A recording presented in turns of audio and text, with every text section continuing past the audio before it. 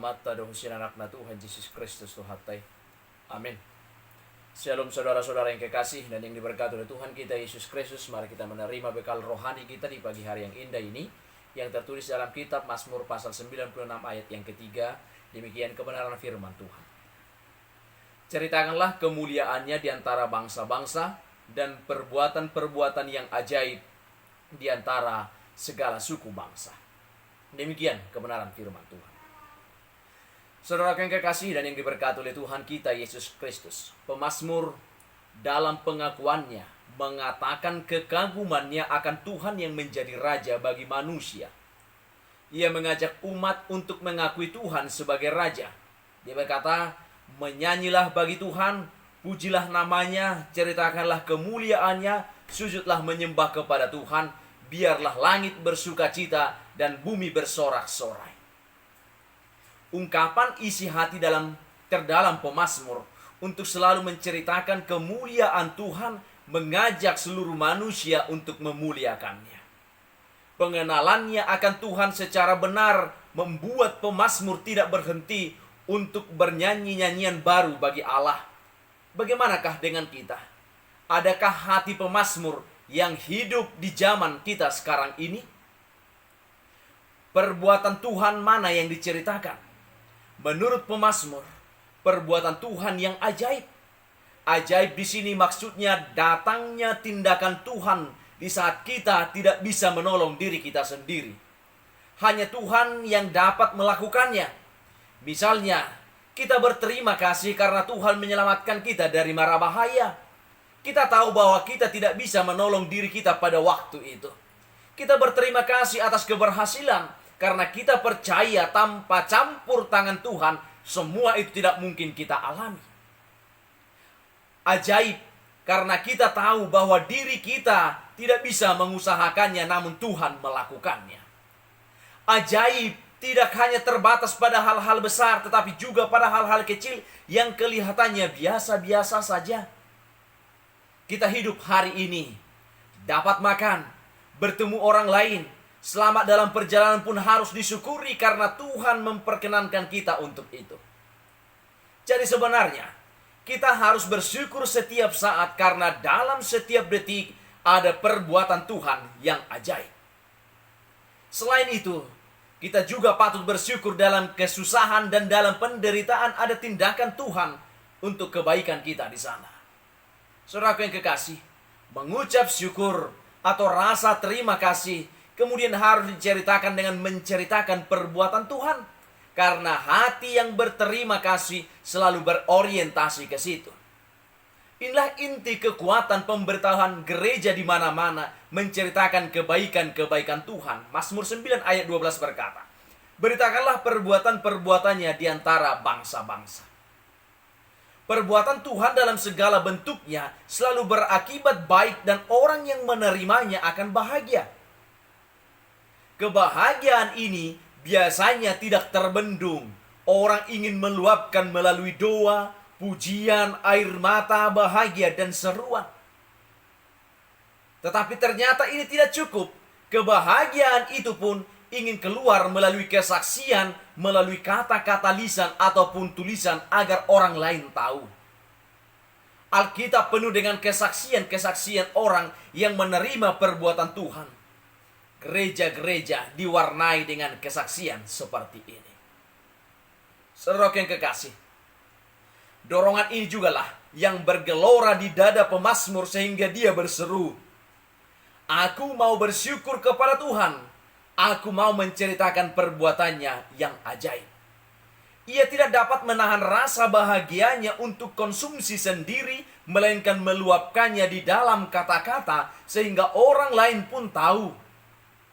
Andaikan dia tidak menyatakan kesaksiannya, kita tentu tidak tahu bagaimana Allah bertindak membela perkaranya, melindunginya dari orang fasik. Kita juga mungkin tidak tahu betapa kuatnya keyakinannya kepada Tuhan. Tapi dari sekian kesaksiannya itu, kita boleh mendengar lagi tentang kebaikan Tuhan. Saudara yang kekasih dan yang diberkati oleh Tuhan kita Yesus Kristus. Salah satu motto gereja adalah bersaksi. Apa yang kita saksikan, Yang kita saksikan bukanlah keluarga. Bukanlah keluarga kita, bukanlah pekerjaan kita, jabatan kita, atau diri kita.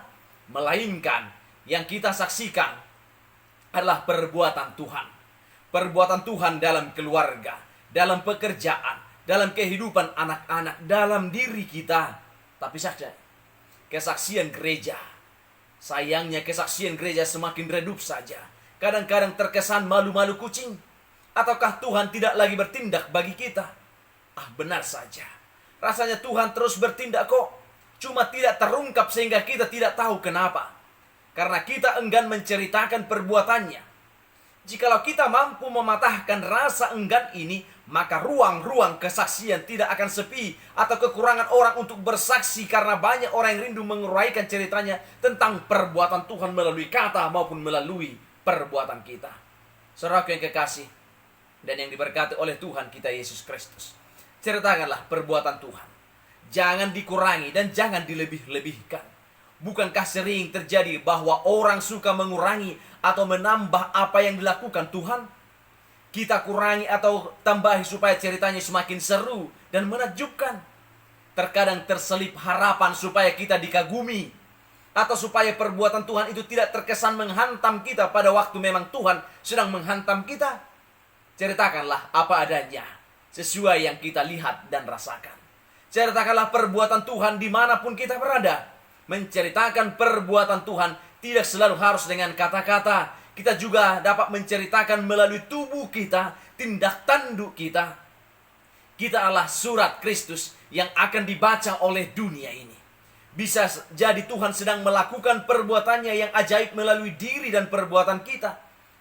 Dengan menolong orang miskin dan menderita, dengan menjadi pelopor kasih dan keadilan, orang lain akan membaca perbuatan-perbuatan ajaib Tuhan dari diri kita. Perbuatan-perbuatan yang baik selalu berhubungan dengan Tuhan, sementara perbuatan-perbuatan manusia selalu bersifat kedagingan, cenderung mementingkan diri sendiri. Menceritakan perbuatan Tuhan melalui diri kita akan terlihat dalam sikap mau menolong, sikap berpolitik yang berintrikasi, cara kita menegakkan hukum, moral kita tidak menjalankan amanat pekerjaan, dan selain sebagainya. Karena itu, teruslah menceritakan perbuatan baik Tuhan sepanjang hidup kita. Saudara yang kekasih, hidup di zaman ini semakin sulit menemukan hati yang sungguh-sungguh mau menceritakan kemuliaan Tuhan. Cenderung hati manusia hanya ingin tampil dan menceritakan kemuliaan diri, dan tidak lagi berjuang untuk menyaksikan perbuatan-perbuatan Allah yang luar biasa. Manusia diselimuti dengan keangkuhan, dipagari oleh kemunafikan, tidak dengan serius menghormati Tuhan dalam hidup. Sungguh menyedihkan. Ternyata hal demikian pun sudah menjadi virus dan menjadi penyakit yang menular dalam kehidupan orang percaya. Saudaraku yang kekasih dan yang diberkati oleh Yesus Kristus, menceritakan kemuliaannya adalah tugas orang Kristen. Tidak peduli apa statusmu, tidak peduli apa jabatanmu. Seorang dokter yang dilahirkan di tengah-tengah keluarga Kristen dalam sebuah pertemuan mengatakan, banyak orang yang telah saya layani, tapi saya merasa belum maksimal tanpa menceritakan Injil kebenaran. Maka saat ini, dengan semangat yang baru, dengan komitmen yang tinggi, ia melayani banyak pasien di salah satu rumah sakit di Indonesia tanpa berhenti menyaksikan kebenaran Tuhan. Saudara yang kekasih, menyadari akan panggilan Tuhan bagi kita, setiap orang percaya, membuat kita bertindak seperti pemazmur, mengaguminya dalam kehidupan, menghormatinya dalam keseharian. Sikap kagum dan hormat kepada Allah menjadi bentuk ciri kehidupan setiap kita. Bukan sekedar kata-kata indah yang terdengar di telinga banyak orang, tetapi perbuatan nyata dalam kehidupan baru. Jangan lagi kita hanya berdiam diri dalam kenyamanan sementara, tetapi biarlah hati yang mengasihinya terus berkobar untuk menceritakan kebenarannya serta menjadi berkat bagi orang lain. Sungguh betapa bahagianya hidup ini ketika kita terpanggil untuk menjadi terang di tengah kegelapan. Marilah kita berjuang bersama menjadi pribadi-pribadi yang hebat dalam bersaksi, kata dan perbuatan. Mari kita bergandeng tangan untuk hidup dalam kebenaran, dan mari kita bersatu hati untuk menjadi berkat Tuhan, karena kita dipanggil untuk percaya kepadanya, dipanggil untuk menceritakan kemuliaannya, dan dipanggil untuk melayaninya dengan sungguh-sungguh. Tuhan Yesus memberkati. Amin.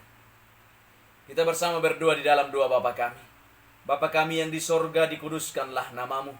Datanglah kerajaanmu. Jadilah kehendakmu di bumi seperti di sorga. Berikanlah kami pada hari ini makanan kami yang secukupnya. Dan ampunilah kami akan kesalahan kami, seperti kami juga telah mengampuni orang yang bersalah kepada kami. Dan janganlah membawa kami ke dalam pencobaan, tetapi lepaskanlah kami daripada yang jahat.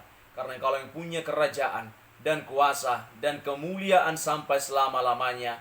Amin. Anugerah dari Tuhan Yesus Kristus, kasih dari Allah Bapa, dan persekutuan dengan Roh Kudus, itulah yang menyertai kamu. Amin.